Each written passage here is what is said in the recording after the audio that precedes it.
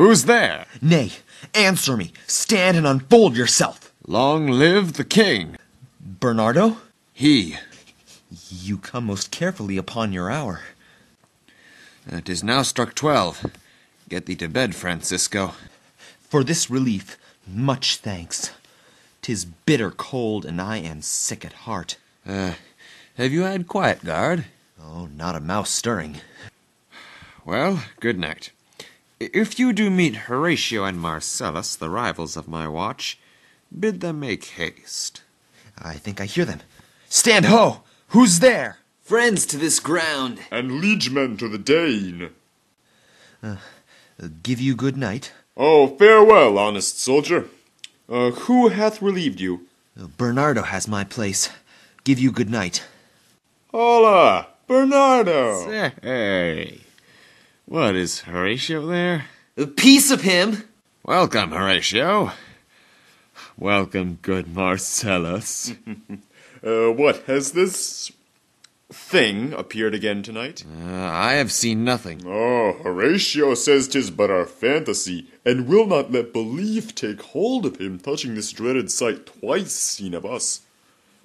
Therefore I have entreated him along with us to watch the minutes of this night, that if again this apparition come, he may approve our eyes and speak to it. Tush, tush, 'twill not appear. Well, sit down a while, and let us once again assail your ears that are so fortified against our story what we have 2 nights seen.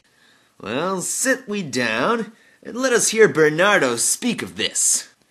Last night of all, when yon same star that's westward from the pole had made his course to illume the part of heaven where now it burns, Marcellus and myself, the bell then beating one, Peace break thee off. Look where it comes again. in the same figure like the king that's dead. Thou art a scholar. Speak to it, Horatio. Looks it not like the king? Mark it, Horatio. Most like. It harrows me with fear and wonder.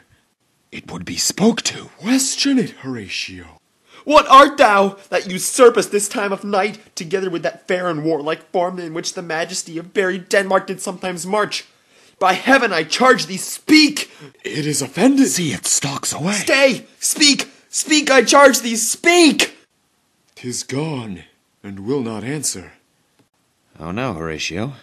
You tremble and look pale. Is not this something more than fantasy? What think you on it? Before my God, I might not believe this without the sensible and true avouch of mine own eyes. Is it not like the king? As thou art to thyself. Such was the very armor he had on when he the ambitious Norway combated. So frowned he once when in an angry parle he smote the sledded Pollux on the ice. 'Tis strange. Thus twice before, and jump at this dead hour, with martial stalk hath he gone by our watch. In what particular thought to work, I know not, but in the gross and scope of my opinion, this bodes some strange eruption to our state. Good. Now sit down and tell me, he that knows, why this same strict and most observant watch so nightly toils the subject of the land, and why such daily cast of brazen cannon and foreign mark for implements of war, why such impress of shipwrights, whose sore task does not divide Sunday from the week. What might be toward, that this sweaty haste doth make night joint labour with the day? Who is it that can inform me? That can I. At least the whisper goes so.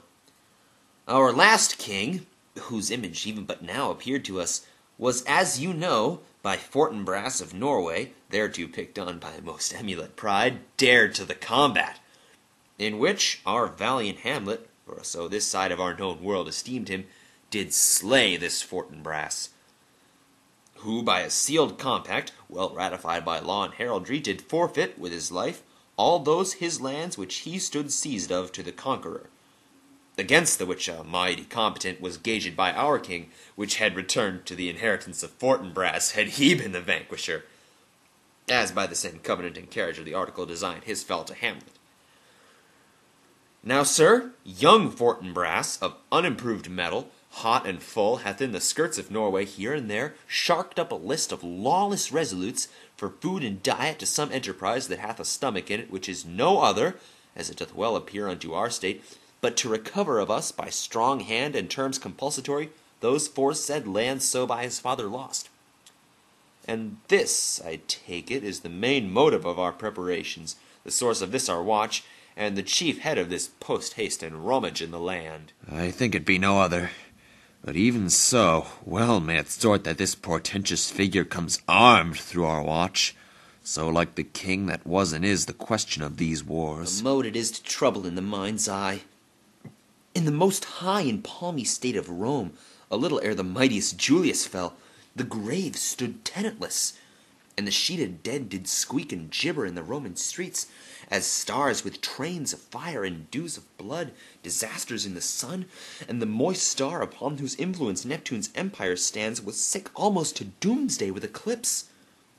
And even like the precursor of fierce events, as harbingers proceeding, still the fates in prologue to the omen come on, have heaven and earth together demonstrated unto our climatures and countrymen. But soft, behold, lo, where it comes again!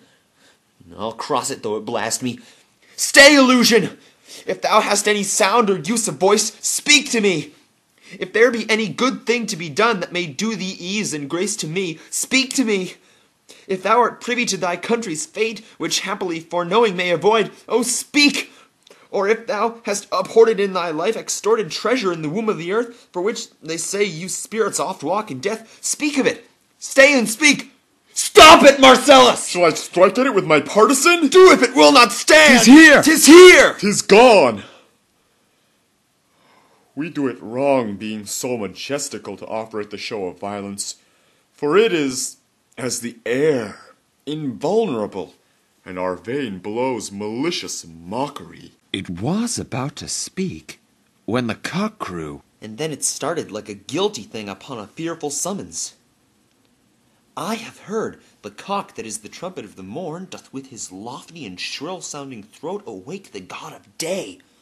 And at his warning, whether in sea or fire, in earth or air, the extravagant and erring spirit hies to his confine, and of the truth herein this present object made probation.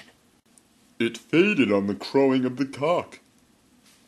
Some say that ever 'gainst the season comes wherein our Saviour's birth is celebrated, the bird of dawning singeth all night long. And then they say, no spirit dares stir abroad, the nights are wholesome, then no planet strike, nor fairy takes, nor witch hath power to charm. So hallowed and so gracious is the time. Oh, so I have heard, and do in part believe it. Oh, but look, the morn in russet mantle clad walks o'er the dew of yon high eastward hill. Break we our watch up, and by my advice, let us impart what we have seen tonight unto young Hamlet. For upon my life, this spirit dumb to us will speak to him. Do you consent we shall acquaint him with it, as needful in our loves, fitting our duty? Let's do it, I pray. And I this morning know where we shall find him most conveniently.